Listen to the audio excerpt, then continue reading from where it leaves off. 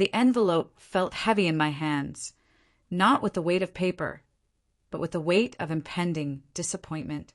It had been left on our kitchen counter by my son Jason, who had swung by unannounced while Carol and I were at the grocery store. My name was written on the front in his sharp, slanted handwriting. No, dear Dad, just my name. Before we begin, if these stories of real-life family challenges resonate with you, please consider subscribing to the channel. Your support helps us keep sharing these powerful narratives. And for everyone joining us today, I'd love to know where in the world you're listening from. Please take a second to comment your city or country below. Now, let's dive into a story about a father who was pushed to his ultimate breaking point. For months, the wedding planning had been a slow-motion avalanche of escalating costs. What had begun as a joyful celebration of his union to Chloe had morphed into a theatrical production, a showcase of wealth and status that felt utterly alien to Carol and me. We were comfortable, yes. I had built a successful small business from the ground up, and we had saved diligently. But we were not seven-tier wedding cake money.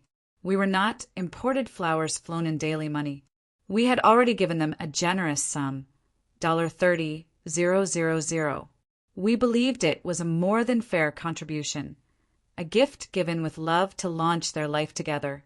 But it was swallowed whole without a ripple, deemed insufficient for the grand vision Jason and Chloe were determined to realize. With a sinking feeling, I slid my thumb under the flap and pulled out the contents. It was a single sheet of paper. At the top, in elegant font, was Chloe's and Jason's new monogram. Below it, a starkly itemized list. Outstanding balance for venue premium package. $12, $500 balance for bespoke catering and open bar upgrade. $18,000 photographer and videographer platinum package. $8,000 bridal party gifts and hotel suites. $500 honeymoon suite and travel fund. $10,000. The total at the bottom was a number that made my knees feel weak. $54,000.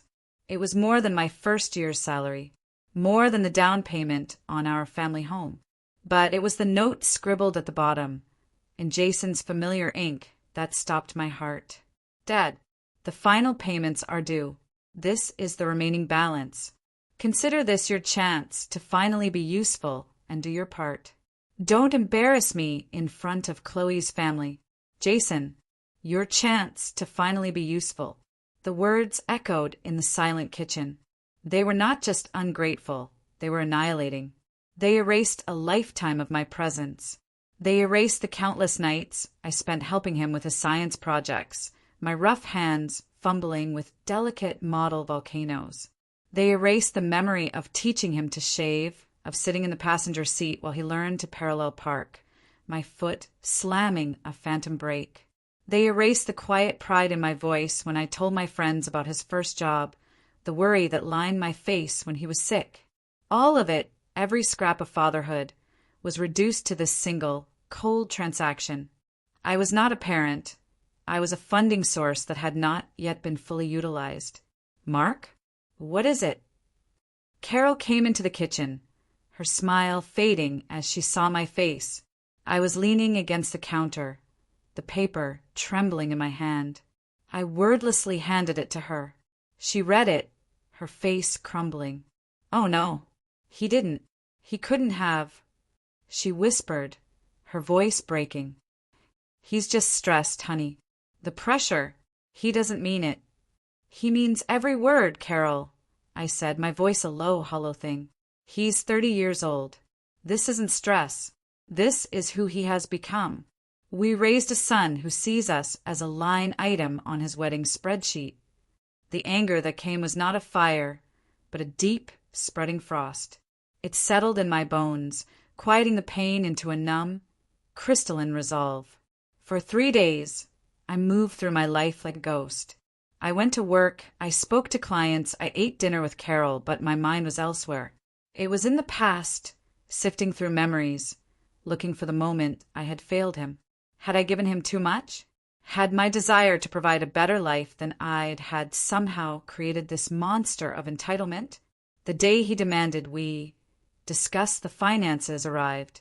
He came to the house, not with the sheepishness of a son asking for a favor, but with the impatient authority of a project manager.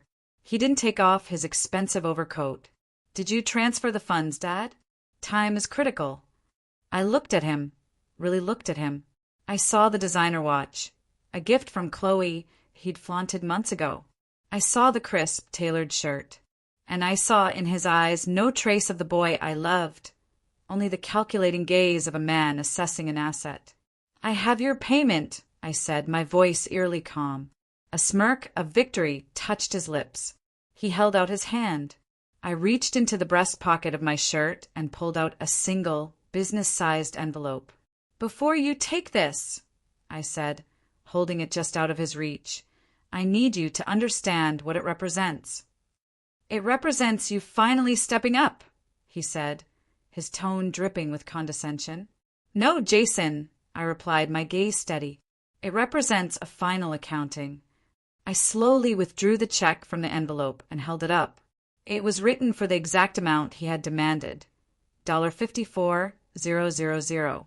But in the memo line, I had written not wedding gift, but 2 words that carried the weight of a lifetime. Final settlement. His eyes darted to the amount, then to the memo line. Confusion, then dawning comprehension.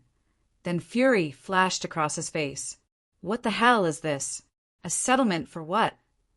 "For everything," I said, my voice low and firm. "This settles all accounts. This pays for the braces, the summer camps, the college tuition. It pays for the car insurance I covered until you were 25, the rent on your first apartment I co-signed for.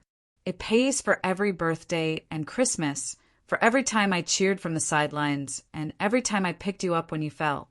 This is the monetary value of my usefulness as your father. You're getting the full amount you asked for." I placed the check on the coffee table between us, a gulf of polished wood that now felt like an ocean. "But you need to understand the terms," I continued, my heart a drumbeat of grief in my chest. "When you deposit this check, you are closing the account. Permanently. You are not just paying for a wedding. You are paying yourself out of my life. The father who loved you, who guided you, who believed in you, that man is included in this price. Do not call me when you need advice. Do not call me when your first child is born and you're terrified. Do not call me when life inevitably knocks you down and you need a safe harbor.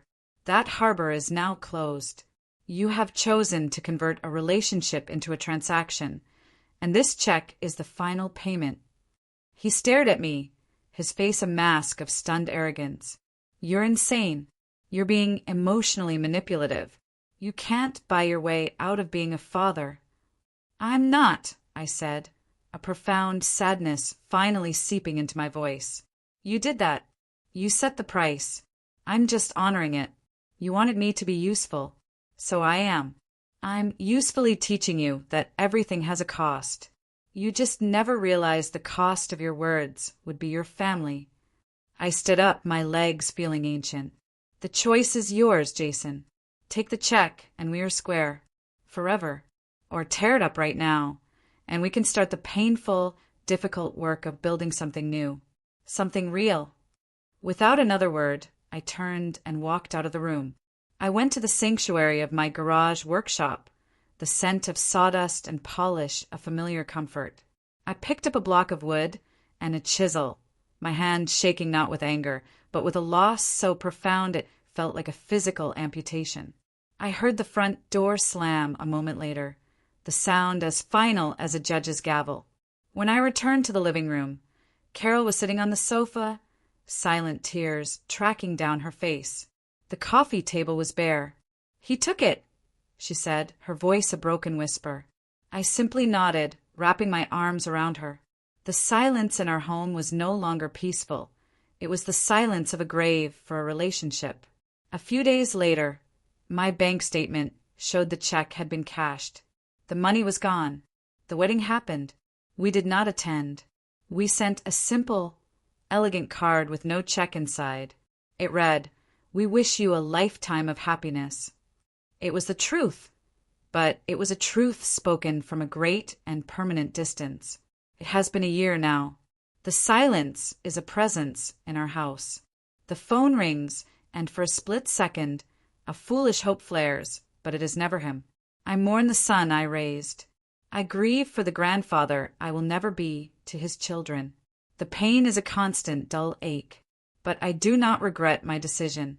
Some lines, once crossed, cannot be uncrossed. Some prices, once paid, cannot be refunded. My son taught me that the ultimate cost of being useful was the loss of a son, and it was a price he was willing to make me pay.